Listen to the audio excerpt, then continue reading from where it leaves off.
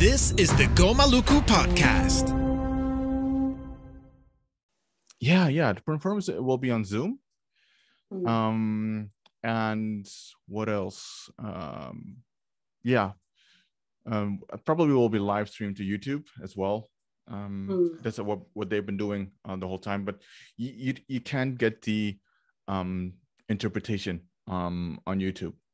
So if you want to hear the interpretation if you want to hear the interpretation, you have to go to on Zoom. But it is only 2 hours. 2 hours per agenda item, and so it's I don't know. To be honest, I don't think first it is my hope that this is just one time, and then next year we'll go back to normal meetings, so that we can go to meetings and then go to Keats afterwards. That is my hope. That is my hope. Sing. You and I can sing Me and Bobby McGee again. I know. That's my hope. So, and I think honestly, it's a good effort to host the permit forum in this virtually, but it's not going to benefit Indigenous peoples at all. It is not the same. And it's 2 minutes at the most for 2 hours. So you can imagine that there's only so many, like 30 speakers at the most are able to speak. And you have presentations and states as well. So let's see what happens. But I do miss New York. Around this time, we should be in New York right now. Too. Yeah. I got the tickets last year. I already had the tickets in my email and everything. I was going to attend.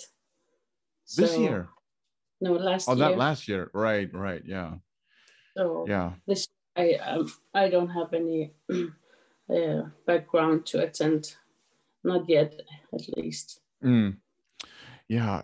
Last year was strange. All of a sudden, it was canceled, or that postponed, obviously. And then, this year, and everything was moved to virtual. But yeah, I would love to, to be honest, I miss our conversations and our singing songs. At least you sing a song and I try to sing with it, even though I suck at it 100%. But I miss that. I miss all that. I miss that too. I mean, I'm gonna start an organization here for Arctic women. Cool. Hopefully attend the UN meetings from that. I mean, I've been in school for 4 years, so I haven't been able to attend any meetings because of exams. But I was representative at for the Human Rights Council in Thailand and stuff like that. I was invited to, so I have been keeping up with the work, but very on a minimal basis. But I love that you keep contact with Indigenous Peoples Rights Defenders, and you're keeping it alive, because it's very difficult from these areas to be able to follow up on anything or meet up with people, especially when I have moved to this remote area where no one has any knowledge, like very little to no knowledge about these issues at all. So I mean, it's very lonely. I mean, to have all this knowledge and expertise or experience, and you can't use it to anything. But I know with myself that that's why I'm going to found sort of a human rights school based on where we live and our own traditions. So I know I'm going to use it somehow, and also make maybe school material, educational material from the 5-6 years old to at the elementary school, and maybe later on perhaps do some research and maybe teach at universities as well. But we have been included in some of the teaching work. Akaluk, you remember? Him and I, we teach, or we were lecturing some classes at the university a couple of years ago. So I have been doing some work locally and nationally, but I miss it a lot. I remember, you remember the stroll that we did alongside the Lake of Geneva? Mm-hmm. I think it was after a caucus meeting at the AMREP a couple of years ago, I believe. And yeah, we talked about like setting up schools, and you were, and you just came back from New Zealand, was it? I believe. And then you came up with the school idea. And two things that really intrigued me. One, that you went to New Zealand, being an Inuk from Greenland, and going to New Zealand. Yeah, why was that again? Well, I think for me it was I connected a lot with Maoris at all the meetings since 2013, especially Hema. And then I had contact with her, and she helped me to establish contact with the school, or Samoan, Tongan, and Maori school, with a principal from Samoa. Mm-hmm. And it was the first time they had an Indigenous principal for many, many years. And things were changing around that time when I was there. So it was very historical. And for me, I thought it always, they went to a marae and went through all sorts of Maori traditional ceremonies. And I thought that was always the way, but they said that was the first time in 18 years since they worked there that, so respecting the culture and integrate also elementary school teachers in Maori culture when you actually are in their territories. That meant a lot to me, and I thought that was the way it was supposed to be, and they said that was the first time. So it happened right when I was there. So I wanted to see, in Greenland we are a small population of Inuit, where we are not so connected to other Inuit other than maybe Facebook groups, livelihood and hunting groups, and maybe Inuit traditional tattoos group, or art, or cultural stuff about culture and nature and livelihood. So that's the only thing we're sharing. We don't have, and the problematic about Inuit are separated by 4 nations, but so in Greenland we are the majority in our own territory, in our own island, and in New Zealand they are the minority. And I wanted to see how that affected the Indigenous peoples there and how the school worked. And then I also went to Hawaii, where we visited a lot of schools, and I learned a lot from that. And we visited universities and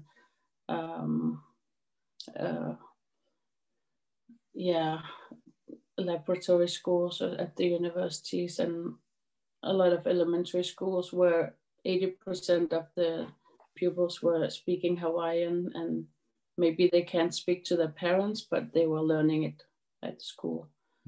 So the language preservation also interested me a lot. But 80% here in Greenland are speaking the native language. But we can see in the bigger cities that it can be a threat to a language that most of the pupils want to speak Danish more, English and Danish, and doesn't want to maybe learn Greenlandic, maybe not more than everyday language. So they are not preserving our language in that way. Or the motivation is not there, because the mentality is that we can't use our language in any other place than our own country. So why develop it and why learn it to perfection? And it does separate the generations, because they can't really speak to each other. So that also interested me a lot, how they were preserving their language in New Zealand as well. And is there any things that you observed in Aotearoa-New Zealand or in Hawaii that you would love to bring to Greenland, or that you think is going better in Greenland than in Aotearoa or in Hawaii? Yeah, I mean, the preservation of their culture, and also the values of teaching from elders, and maybe the way they are teaching the pupils how to grow their own food, and the what is it called? Is it indigenous food sovereignty? Or, I mean, the way they are teaching the traditions and how to grow their own food or have their own animals and not export so much, and just so they spend the whole school year to prepare food for their grandparents, and they have a grandparent day or days where grandparents are coming to feast all the food they have prepared for the whole year, and they are watching over the chickens and the salad or the different kind of potatoes they have. So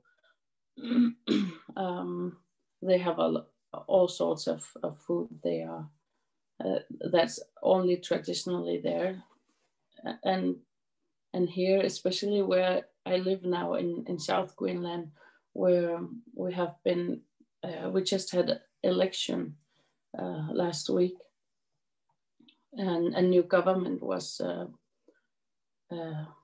elected. It was over 70% voted for the parties that did say no to uranium. And I could feel that has been a big issue as well. In order to make things happen here, we need to have the basic comfort or safety from our government. And I sensed that right away when I came here, that people were stressful, and they felt like it was like being in a war zone. Everyone was afraid, feeling insecure about the future, and the uranium mining was just about to start. So the election was called for a year before time, and the government just changed their ministers all the time, and there was no consistency or anything. And that created a lot of stressful energies in the society, and the children at the school were also like And we have a lot of social issues, social matters that need to be addressed, but also just the whole system is just not built for our people, and the centralizing of the administration and all that are affecting people in a negative way.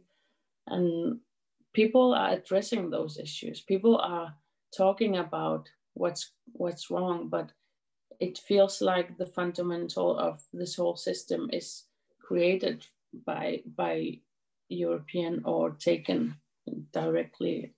So the assimilation is still going on, and people don't like it. More than 50% of the pupils from the elementary school doesn't have enough good grades to move further. So they have to take courses that are on an elementary school level again, even though they already finished 11 years of that school.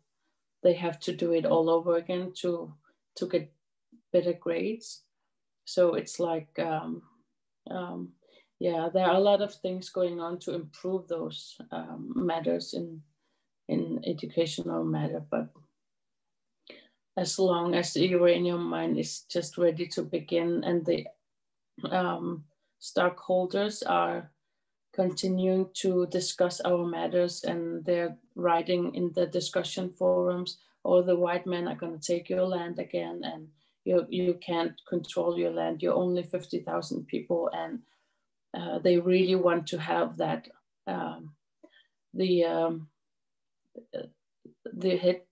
The board, the chair of the board is getting like 3 million kroners a year, and the rest of the board members are getting $50,000 a year to be in this like uranium mine company board.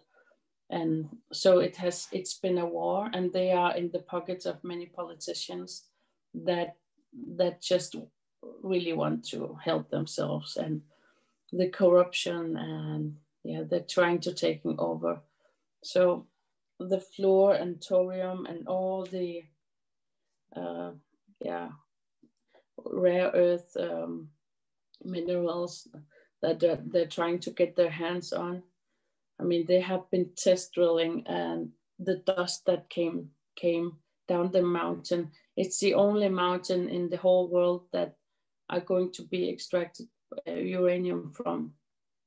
No other place is located on a mountain, and it's just 5 kilometers away. It's just right outside my window. That's where the elders are going. They used to go in the nature every day.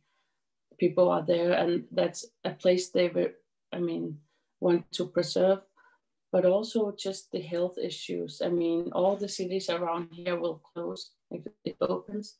But now last week, the government was elected, a new government who is absolutely against uranium. And also the last government 2 weeks ago told the uranium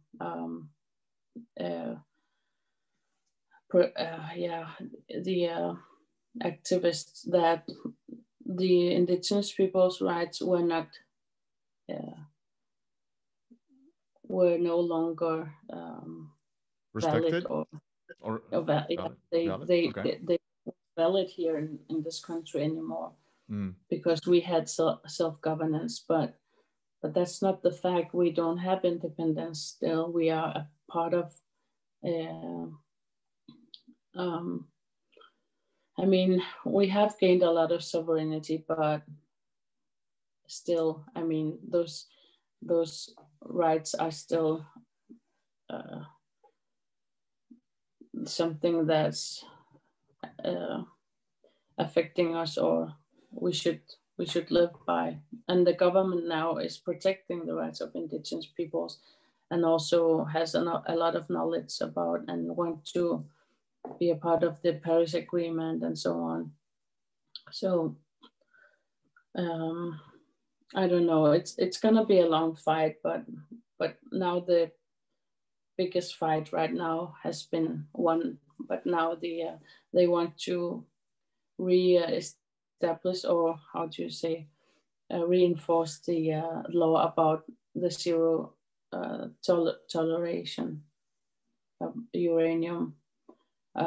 So the uranium ban is going to be established, and this time with no option to ever. I mean, I don't know if you remember it, but in 2013, in October, they removed the uranium ban.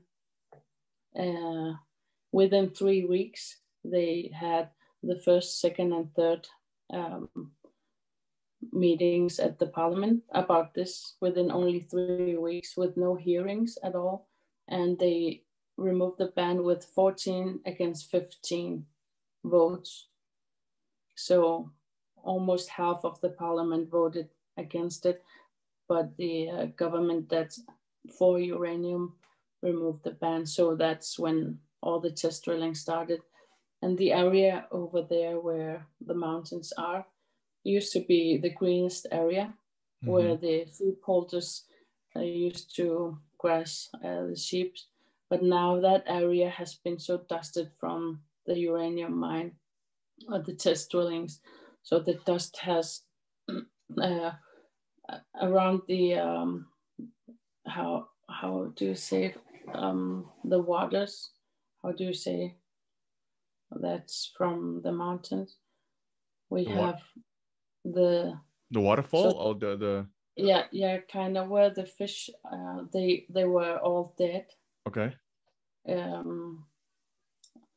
And they contaminated the whole area. And now I've been over there, and it's only like Sahara or more, like the whole area is black, no green at all. It used to be the greenest area.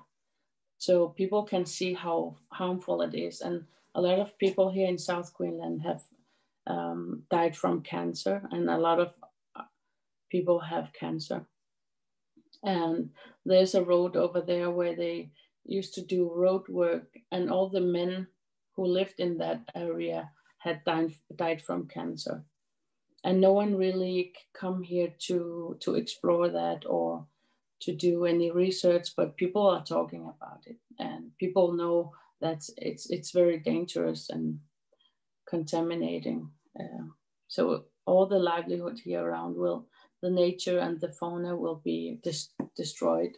And the people don't know that actually if it opens, that this city will close down totally, and the sheep holding villages around will also close down, and the 20 kilometers away.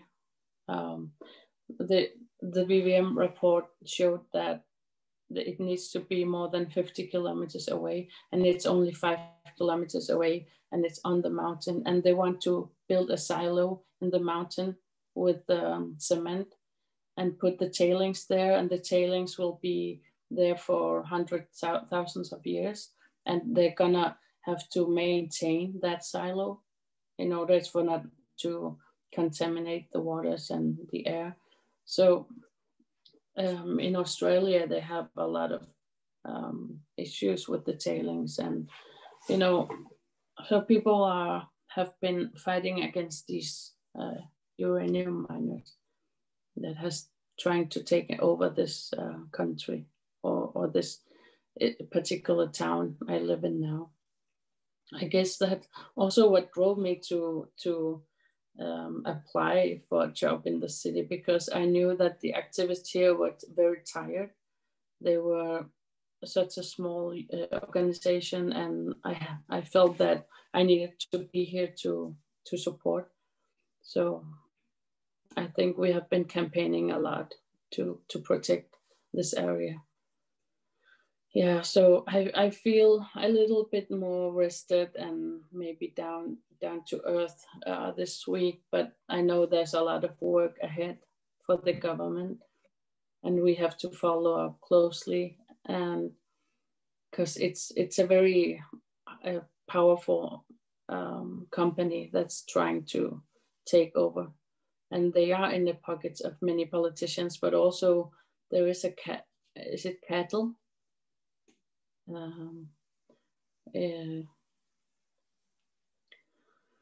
There are cows, Yeah, cows, yeah. There's this one guy that owns a lot of cows, and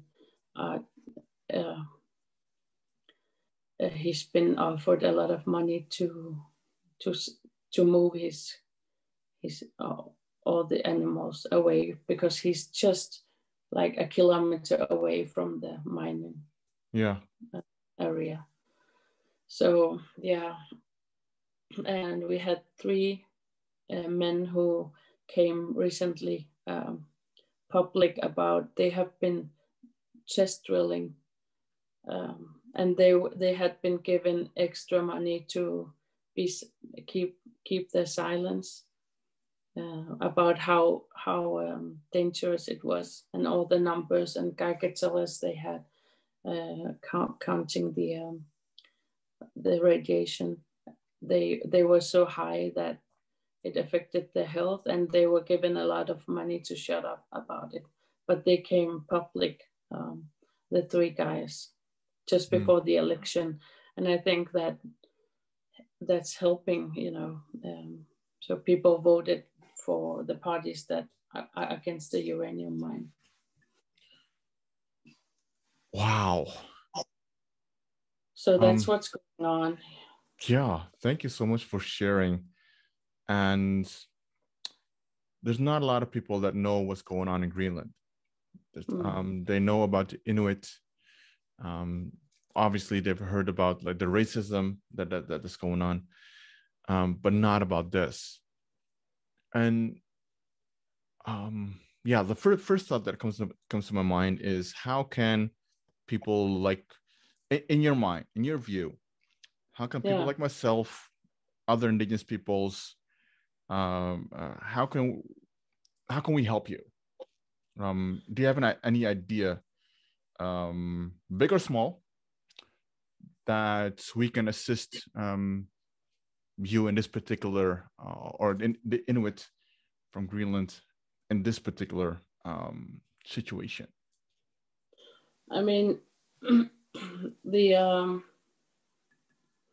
we have focal points at the Indigenous youth,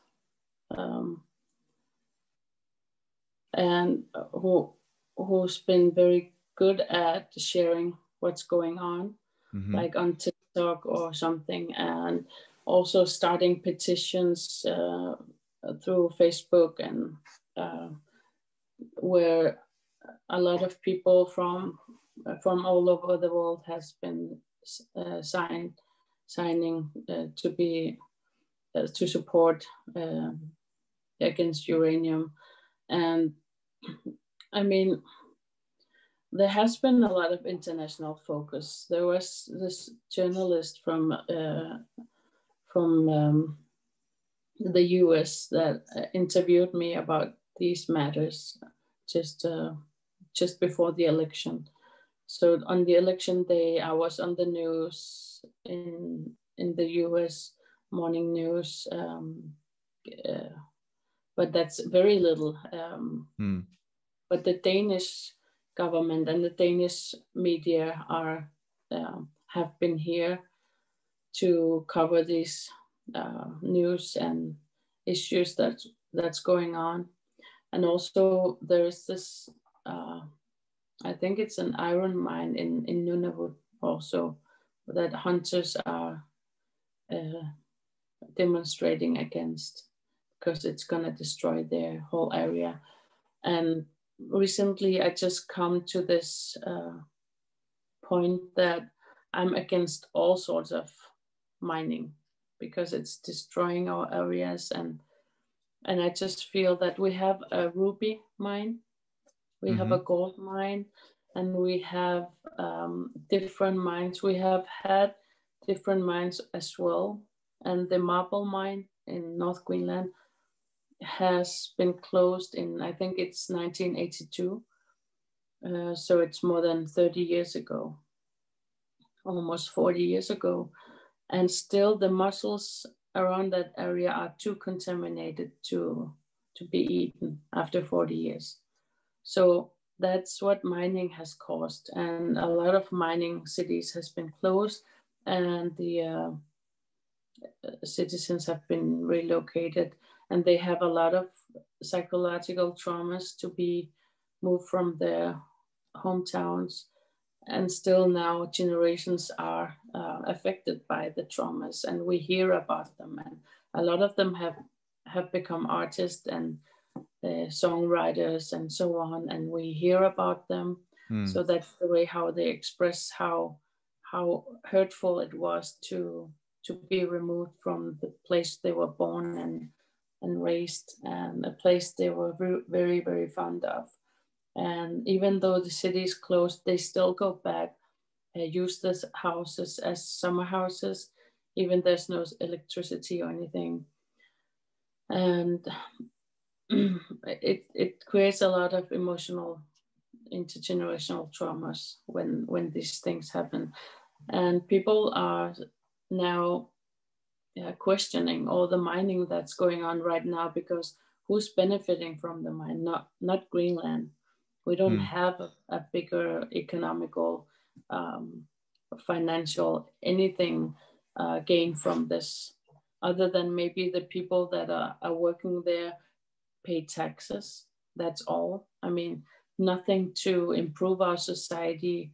And these are billion-dollar minings that are going on, and we don't gain anything. So people are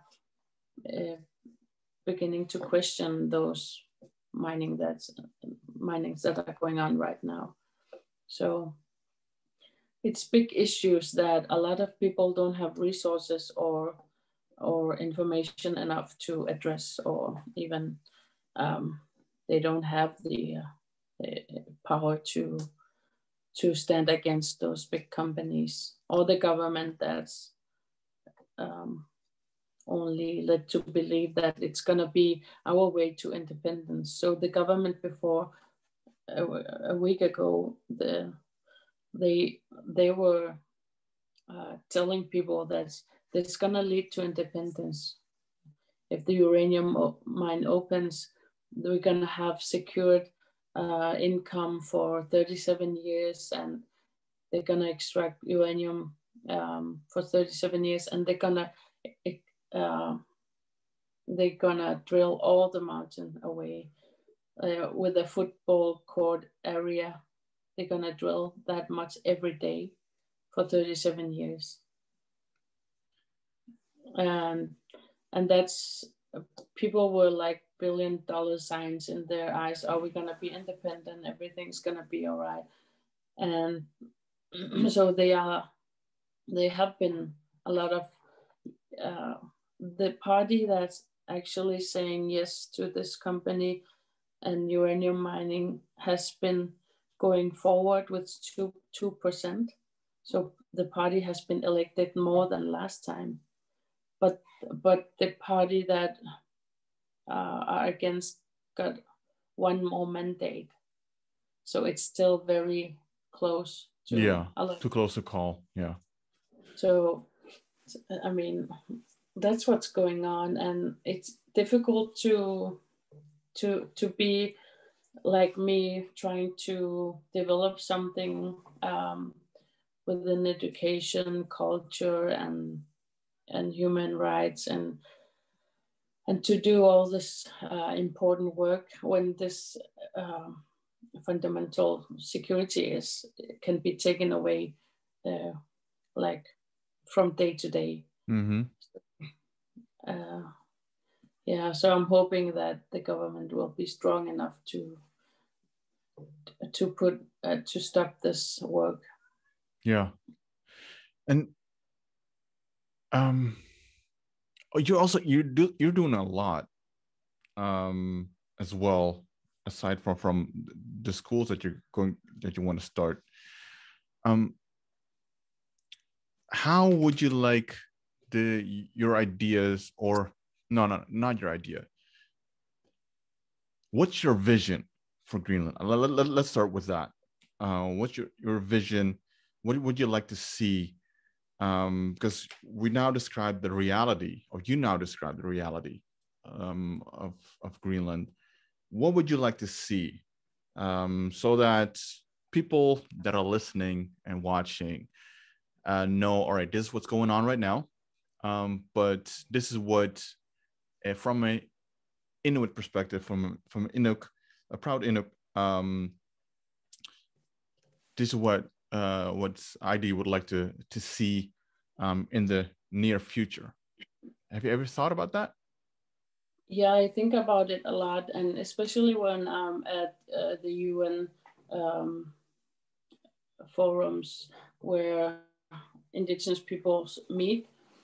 So when we meet with other Inuit, it always comes to me that we would be much stronger if we had the opportunity to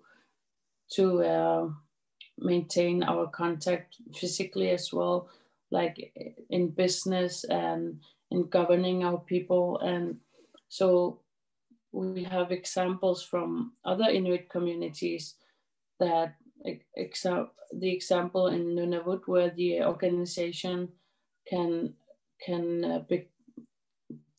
be elected to, I mean, they go to election from the organization, and where they create, or they become the parliament or the government. And in Greenland, we have parties, political parties.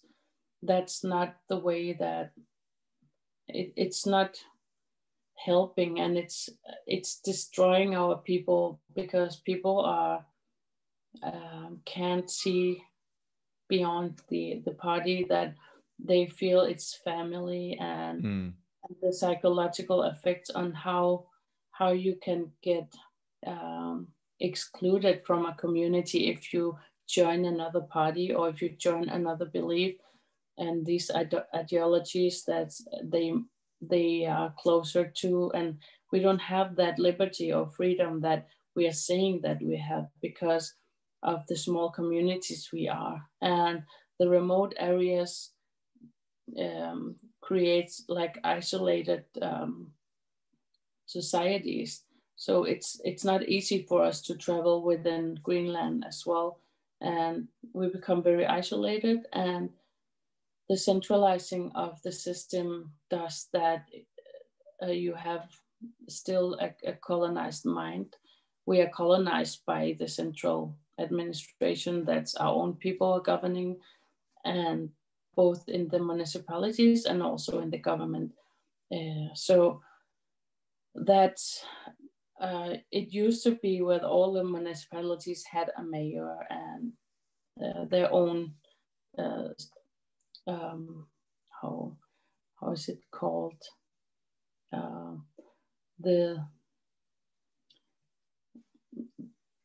council, city council, the village council, city councils, and so on. They used to be in all villages and cities. Now it's we have now had 4 big municipalities, and last election they split the North municipality into 2 municipalities. So we have 5 municipalities. So in Denmark, they did that, where they had many small municipalities, and they created 4 big municipalities, and Greenland did the same thing. But it's not designed for our society at all. So people at the that were candidates for the city councils and the parliament always said in their election campaign that we should bring back the municipalities as they were before. So because it's creating this colonization within our own people, and the decolonization is in a very, very slow process. It's only an individual, but we have got new organizations whose only goal is to decolonize. But I don't think people are so ready. They are a part of the public discussions and so on, but people are not even ready to talk about colonization at all. So in a collective perspective, people are not educated enough about colonialism, or that we have been colonized, to even come to the point to talk about decolonization. So it's a lot of well-educated people that are creating this decolonization organization, but they're speaking the academic language that the main most of people don't understand. So there's still a big gap between those who are decolonizing and decolonized in their minds, or we don't know what white privilege is or anything, and we are not that far yet. And it all comes to education. I mean, we are not educated in our own history, and that's what I want to change, because that's where the future leaders are, and the future leaders are now taught in a Western education. What is it called? Like all the books and all the texts we have to. Yeah, the curriculum. The curriculum is based on Western education, and we don't have enough maybe material to teach about our own education, but we could do stuff like including the elders in the education. When we're teaching history, we could create these education materials. And when the Indigenous education materials are created, they are only thinking they're creating them, but they're actually just translating the Western curriculum into Greenlandic. But it's the same content, you know. So we are only taught in our own language, but it's the same content as in the Western curriculum. So we need to address these issues as well. And a lot of politicians who's interested in education is talking exactly how I'm talking. I mean, they have the same mindset as I have, but maybe not. Maybe sometimes I'm 10 steps ahead, because I think about I have visions about how it's going to be instead of how it's not going to be. So I'm already imagining how it's going to be when it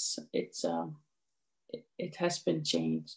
So or taking the steps, I know which steps we can have, what are the resources that we have now within cultural traditional knowledge that we can gain from to teach our pupils. Instead of this curriculum, they don't have any emotional or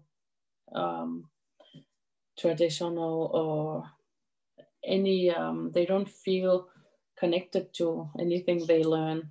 I mean, they learn languages and math and religion, and so when they are taught about political science, social science, and so it's also based on European examples and ideologies that we didn't make, and we have a whole different way of living in our community. And when people are addressing these issues, it's often met with we don't need that. We don't need to go 300 years back to how we used to live and being a hunter and fisher community. But that's not the point, right? I mean, so we have to have a clear idea of what is it we want to teach and how, in order to make this. I mean, who's going to use it and in which way? Because I know we have Western technologies and we have adapted a lot of things from the international communities, and we have been affected by those. industrial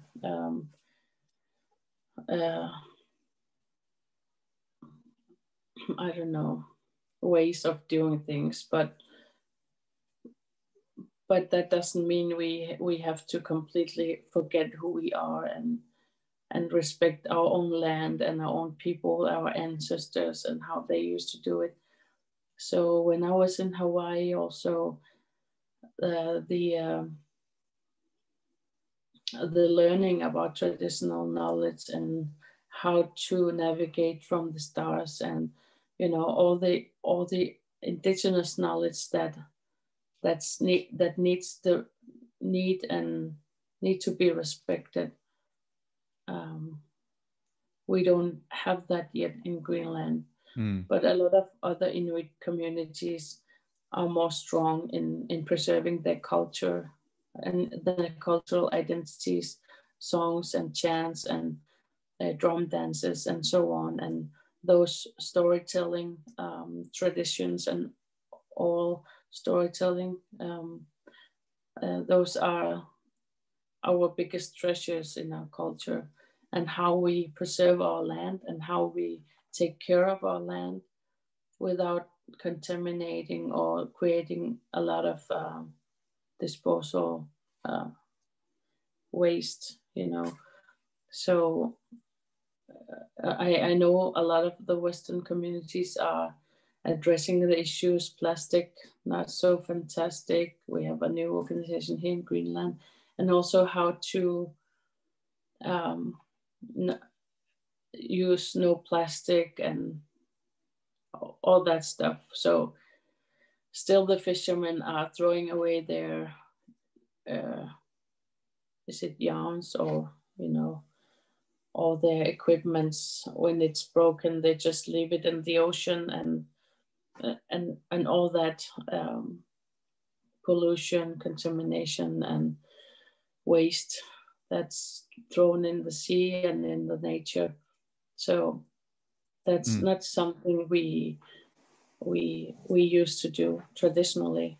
We used everything in animals, and the fishermen are addressing those issues also at the elections. We need to use all the fish, every part of the fish or the animal that we catch, and that's how we used to do it. Yeah. I know we don't have a lot more time left, because you have to, again, you're super important, you're super busy. Definitely we have to talk a little bit more at a later date, go deeper into it. Just one, give us a glimpse of the dream that you have of the school. So you described what was happening, what the school system should be like, and you described that there's discrimination, there's assimilation through the school system. You want to create a whole new school system. So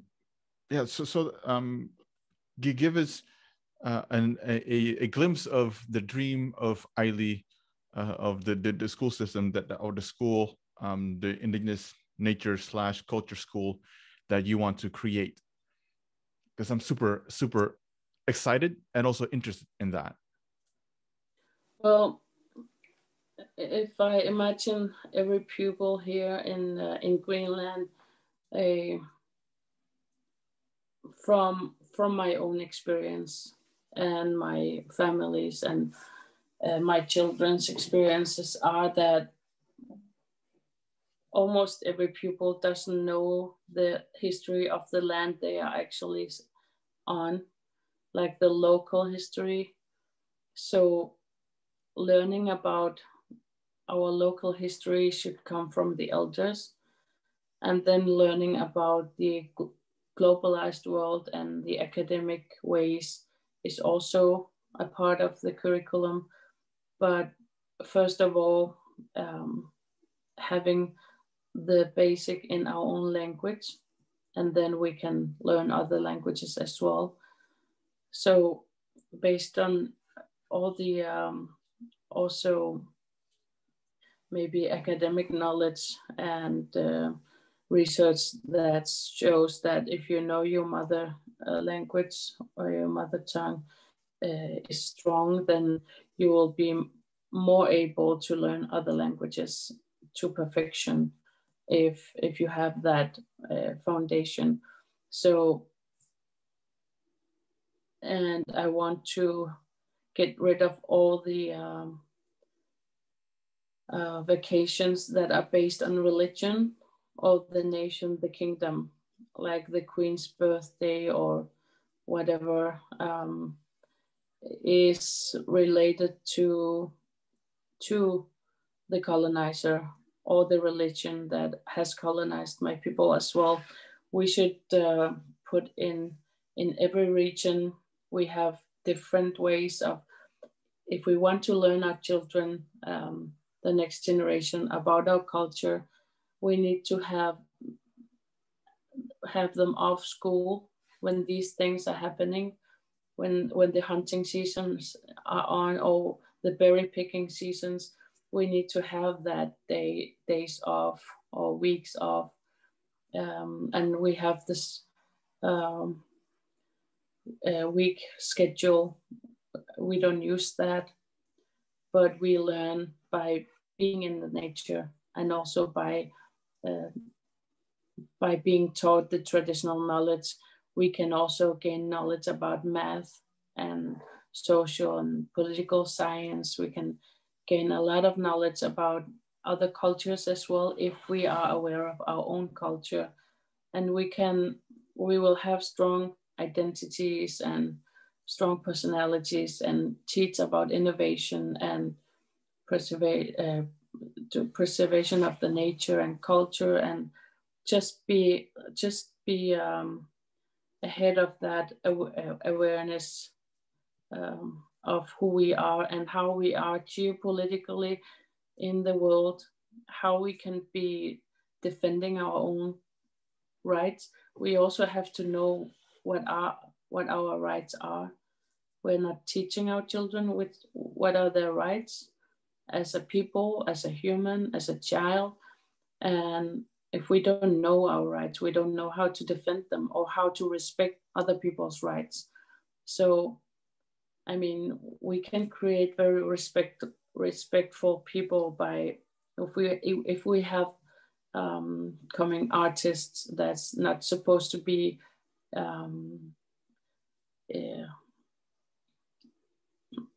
stealing intellectual property rights from other people or other people's, they have to learn about what their own rights are, and the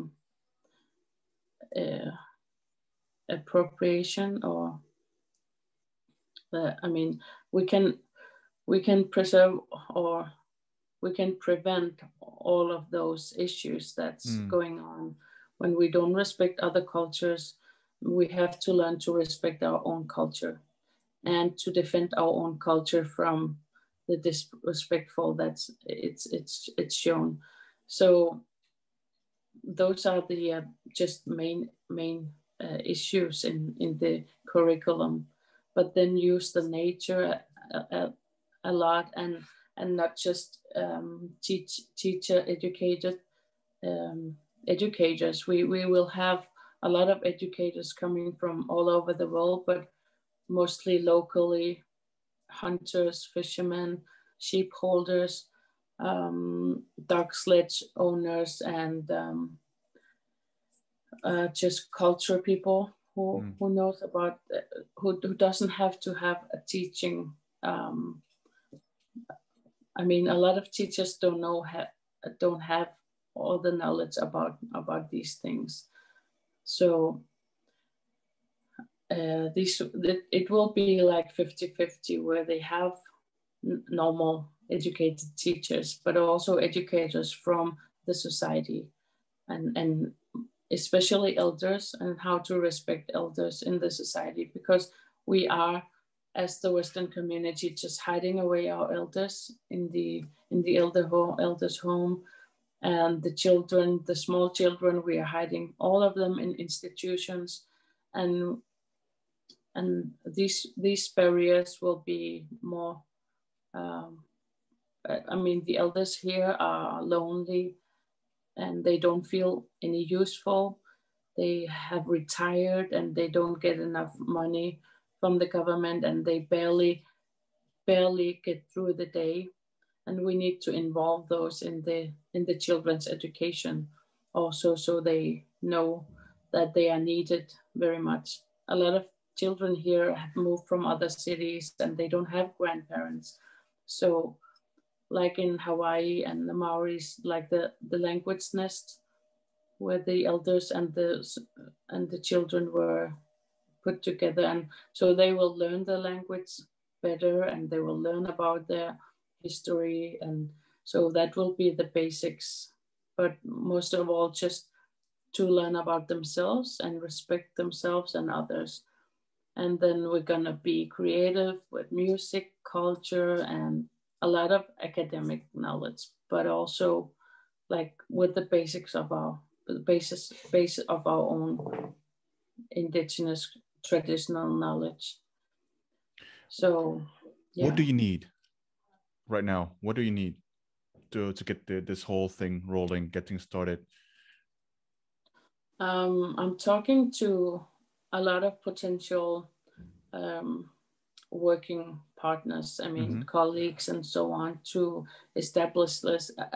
I'm not going to be the principal of the school. I'm going to create different kind of schools all over Greenland. And so I'm going to start somewhere and just build it. So I think that when I have established this, it will grow, but the foundation has to be in order, just in place, in order to build it. So it's going to be on a strong foundation, so that I know this will be a success. And so I'm kind of setting the frame for within 5 years, but within the next years I can begin to create maybe a kind of summer schools or season schools where we can have applications from other schools to join this team, and then we'll test them before and after they have been with us, but also show how we are teaching and what we are teaching and how it benefits the students, and how when they come back to the communities, how they also influence the other pupils at their schools. And when that is flowing, or I mean, I think the school can be all year round school, and then I can be able to develop more of these kind of schools in the other regions, because the culture difference between our cultures are very, very large. I mean, we have very different culture in North and in the middle and East and South. So different animals, different way of living.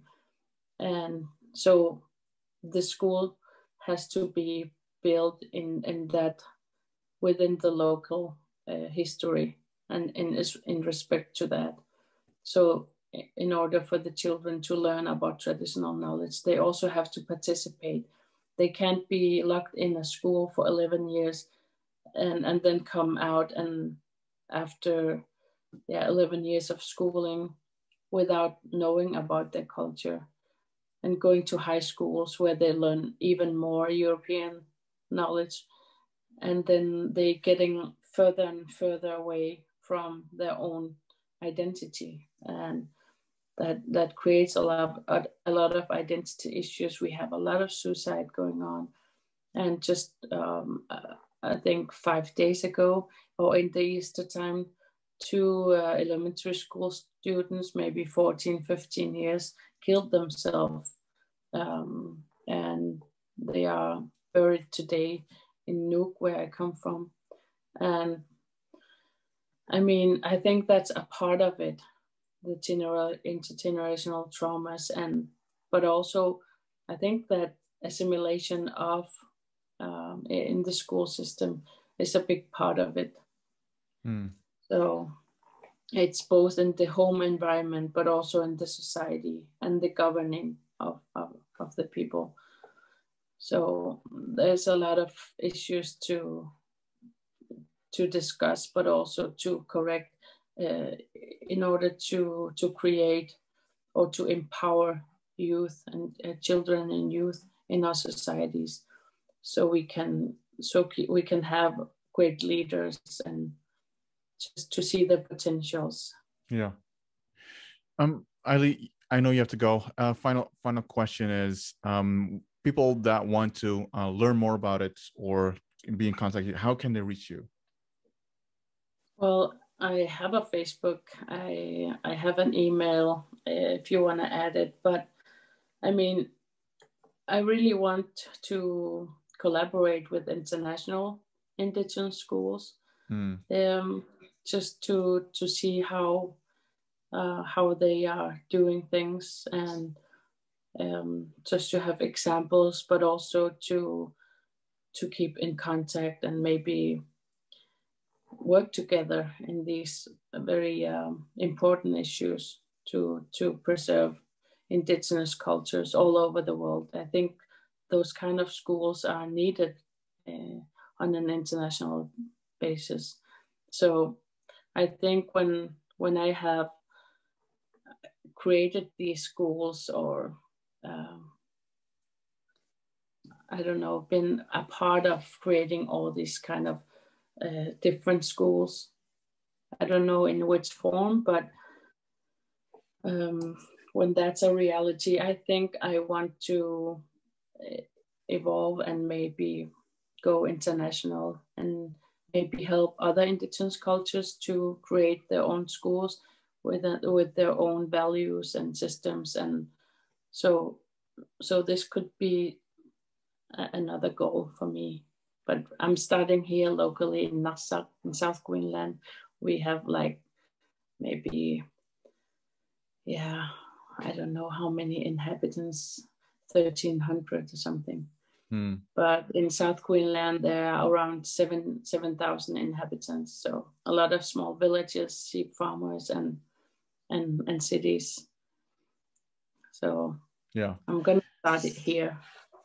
Yeah, I know a lot of Indigenous. I know several Indigenous peoples that would love to network with you, and share thoughts, pick your brains, and help so that you all can help one another. So I thank you so much for